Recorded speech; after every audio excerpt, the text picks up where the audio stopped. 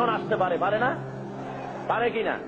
আল্লাহ মেহেরবানি করলে ইলেকশন আসবে, কিন্তু সেই ইলেকশন আসলে পরে গণতান্ত্রিক পদ্ধতিতে আল্লাহর দ্বীন কায়েম হওয়ার পথ আছে, সুযোগ আছে।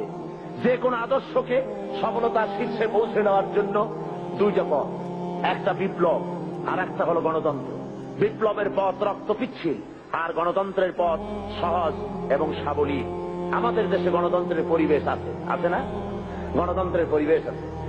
এই গণতান্ত্রিক পরিবেশে যদি গণতন্ত্র আসে, ইলেকশন যদি হয়, তাহলে এবারের ভোটগুলি যাবে কোথায়?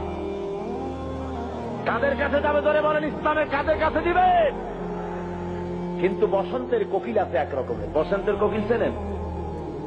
নাম শুনছেন, চেনেন না? বসন্তের কোকিল কারে বলে? সারা বছরে খোঁজ নাই, বসন্তের সময় কু কু করে, ঠিক কিনা? ইলেকশন আসতে পরে এক শ্রেণীর হুজুর আসবেন, সারা বছর রাজনৈতিক ময়দানে নাই, জেলে নাই, জরিমানায় নাই, কোথাও নাই। অতদলীয় মোর্চা